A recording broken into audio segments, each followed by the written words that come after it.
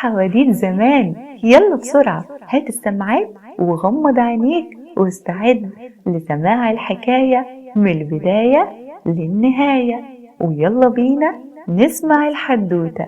اسمعوا وعوا. كان المكان يا سادة يا كرام، وما يحلى الكلام إلا بذكر النبي عليه الصلاة والسلام. كان يا مكان في قديم الزمان وسالف العصر والأوان سقا طيب وغلبان اسمه جميل. عم جميل يملى جرته بالمية ويلف بيها في الأسواق، يبيع المية للناس، وطول ما هو ماشي يحكي مواقف وطرائف وحكايات. كل الناس بتحبه لحسن أخلاقه ونظافته، ده غير وشه البشوش وطيبة قلبه. سمع الملك عنه فطلب من وزيره إنه يستدعي السقا للقصر في التو والحال. يروح الوزير للأسواق ويدور عن جميل السقا، ولما لقاه خده معاه لقصر الملك.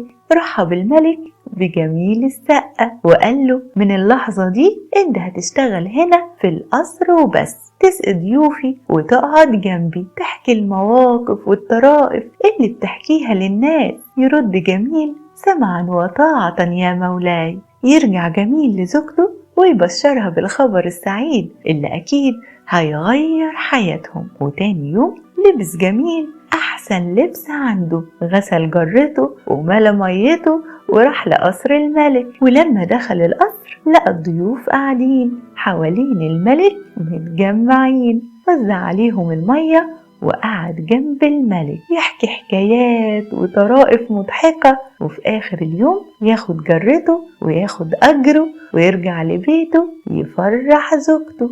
وتمر الأيام والسقا في سعادة وانسجام، ويوم ورا يوم يزيد حب الملك للسقا وتزيد ثقته فيه، لحد ما الوزير ابتدى يغير. الوزير بيغير من عم جميل ومن حب الملك ليه وثقته فيه. وفي يوم كان السقا خارج من القصر وراجع لبيته، راح الوزير وراه وقال له يا جميل يا جميل، أنا عاوز أقولك حاجة بس خليها سر بينا. عاوز أقولك إن الملك بيشتكي منك ومن ريحة بقك الكريهة. يتفاجئ السقا ويسأل الوزير طيب أعمل إيه علشان ما أذيش الملك بريحة بقي؟ يقول له الوزير كل اللي عليك إنك تحط لسان حوالين بقك وإنت جاي على القصر. يرد السقا الطيب حاضر هعمل كده من بكرة.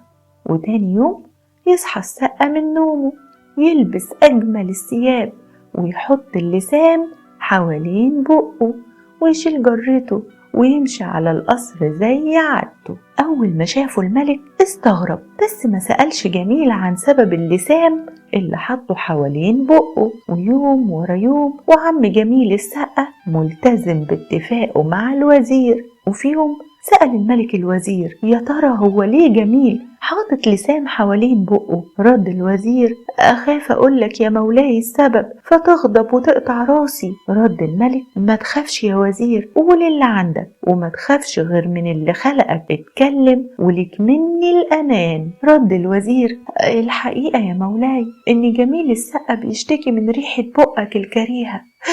يغضب الملك، يتضايق الملك ويروح بسرعة على زوجته ويحكي لها عن اللي حصل وعن اللي قاله الوزير. فترد الزوجة أي حد يحاول يقلل من شأنك يا مولاي اقطع راسه في التو والحال. يرد الملك عندك حق. وتاني يوم نادى الملك على الجلاد وقال له اللي تشوفه خارج من باب قصري وهو شايل باقة من الورد اقطع راسه في الحال. وجه السقا تاني يوم ووزع المية على كل الموجودين.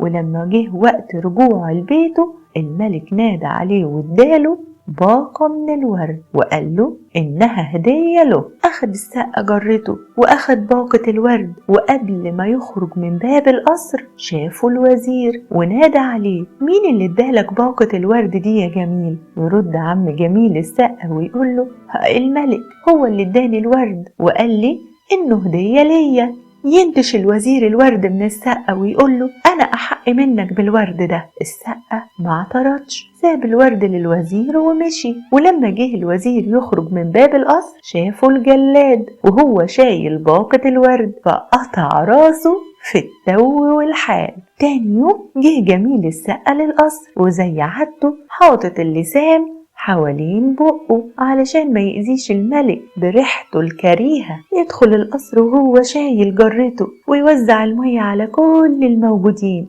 ولما شافوا الملك استغرب، ده كان المفروض يكون ميت. نادى عليه وسأله انت ايه حكايتك وايه حكاية اللسان اللي دايما حطه حوالين بقك؟ رد جميل يا مولاي انا بعمل كده علشان ارضيك. لما الوزير قال لي قد ايه انت بتتضايق من ريحة بقي وسألته اعمل ايه، طلب مني وامرني ان احط اللسان حوالين بقي، وانا ما اقدرش اضايقك او اذيك يا مولاي. فسألوا الملك طيب وعملت ايه بباقة الورد اللي انا اديتها لك امبارح؟ رد جميل ابدا يا مولاي، اخدها مني الوزير قبل ما اخرج من باب القصر وقال لي انه احق بيها مني.